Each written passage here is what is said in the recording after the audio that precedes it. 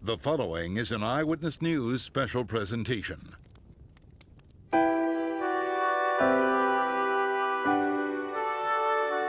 And this nation, for all its hopes and all its boasts, will not be fully free until all its citizens are free. The 60s was an era that started off with great promise and hope. I have a dream today. But hope faded.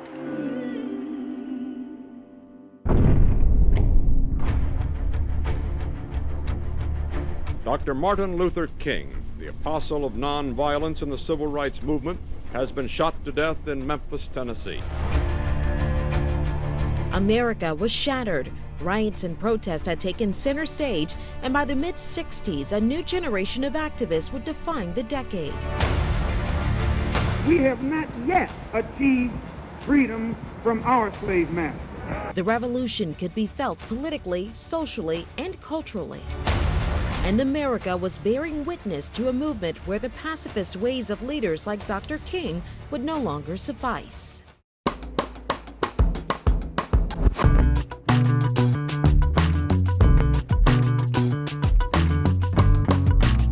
In 1966, the Black Panther Party for Self-Defense comes to life in Oakland, California. Founded by Bobby Seale and Huey Newton and comprised of mostly young black people, some in their early teens, they spread far, wide, and fast.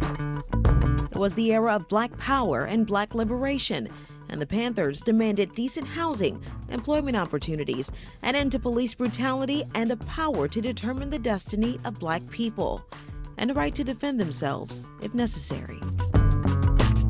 Despite their militancy, the Panthers were well received in the black community, thanks in part to their free programs and education classes. One of those communities was here in Desire, one of America's largest and poorest housing projects. While the party's efforts to combat poverty and racial injustice made them heroes to some, they became a threat to others, especially the police force. And 50 years ago, that perceived threat would spread to the city of New Orleans, and eventually a long and violent standoff with police. So what led those young men and women to the Desire projects, leading to the violent and tense standoff with New Orleans police that started right here on Piety Street? We asked some of the key players to share their recollection of what happened here 50 years ago and its implications on the city of New Orleans. This is the story behind the standoff.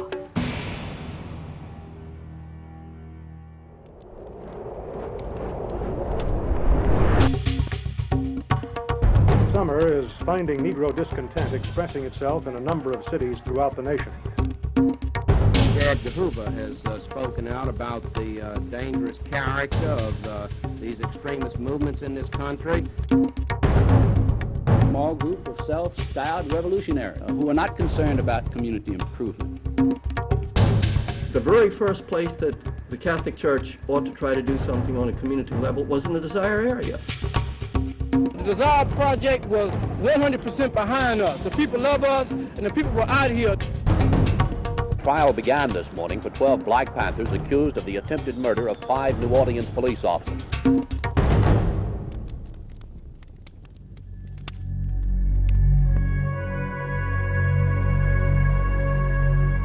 The only thing that was challenging and that was being offered to young black men at that time was the military. It's a picture of me being arrested 50 years ago. Before he was an activist, before he was a Black Panther, Donald Guyton, known today as Malik Rahim, was a soldier who served in the Vietnam War. And I was in the Navy for doing the watch ride. I seen what was happening there. The dig I was doing that during the March on Selma. It was during his tour in Vietnam that Rahim, like many other black GIs, became more politically conscious. He was fighting a war overseas in the midst of a racial revolution happening in America. So with that, when I came out of the service. When you came back and you became a welder? No, no, I was fired. You were fired? Yeah, for asking how to become a welder. Oh. Yeah, I was told that they didn't hire as welders. and I was fired on the spot. Just for asking? Oh, yes. Oh, yes. My wife and I, we was going through trouble because of the fact I was real angry, bitter, and I felt like I was used in Vietnam or even being in the service. Like many black GIs during his time, Malik returned to the States after fighting for his country, only to be treated like a second-class citizen. By then, the civil rights movement had taken a turn from the pacifist ways of Dr. King to a more militant ideology. The brother came off of that bridge bus, and he had a Panther paper. And I asked him, man, where you get this paper from? He said, man, there's some brothers right there on Canal Street selling these papers.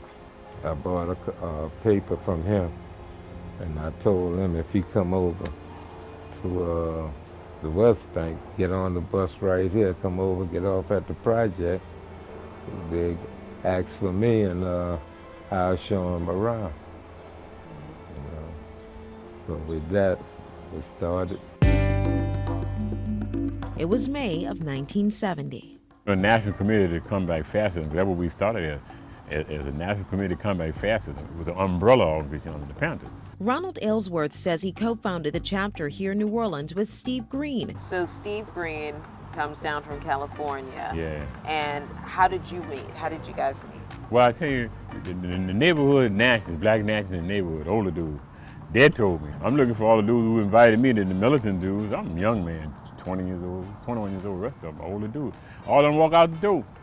I said, wow. You know, I raised my hands before I joined. So like I said, I was the first one to officially join. But the first office that was on St. Thomas Street. When Ron first came out, I was in a senior dwelling. Betty Ellsworth, known then as Betty Powell, was curious about the organization forming in New Orleans. I just begun to come to the classes on St. Thomas Street, and they would they have what they call political education classes. I kept going to the classes. Eventually, I'd go around and do a little typing in the daytime, and one of the brothers, Chucky Charles Scott, suggested that I'd be good selling the papers. NCCF members would sell the Panther papers on Canal Street. It talked about issues of police brutality, racial injustice, revolutionary ideals, and their community programs. The paper and the image of what a Panther was drew members from all over. But it also drew criticism from the federal government, who saw the Panthers and other black revolutionaries as a threat. We don't care whether they're Black Panthers or White Panthers. We just can't tolerate the disruptions of law and civil peace in this country. In the 50s, FBI Director J. Edgar Hoover established the Counterintelligence Program, or COINTELPRO. And now released FBI documents, COINTELPRO was meant to expose, disrupt, misdirect, discredit, or otherwise neutralize the activities of black nationalists, and the Black Panther Party were one of their main targets. They had just had the shootout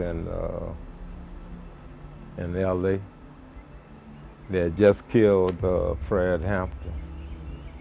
Panthers was being arrested everywhere around the country when we first came together. Oh, that was a bad group. All they wanted to do was shoot white people, shoot police. We never talked about shooting white people. We only talked about self-defense. So we did have a lot of white people that did support us, but you wasn't hearing that. And the intense rhetoric would prove to be challenging for the revolutionaries. Just 1 month in the Panther offices near the St. Thomas Housing Project, they were served eviction papers. One of the lawyers representing them at the time was Ernest Jones. Told us that they were about to be evicted because the owner of the office was a local criminal court judge, Bernard Baggett, and he had objected to their political education activities in and around the St. Thomas Project. We fought the eviction on grounds that the judge shouldn't be evicting them because they were exercising their First Amendment right to organize. So we ultimately agreed that they would stay there for a little while, and then they would voluntarily vacate. But where they would move to next set off a major alarm for the city administration and the police, who had already been alerted the Panthers had made it to New Orleans and believed with their arrival came trouble. Next in the story behind the standoff. It's one of the most down and deprived areas where African Americans was at. And I don't think people gave them the credit that they rightfully deserve for doing what they did at the time they did it.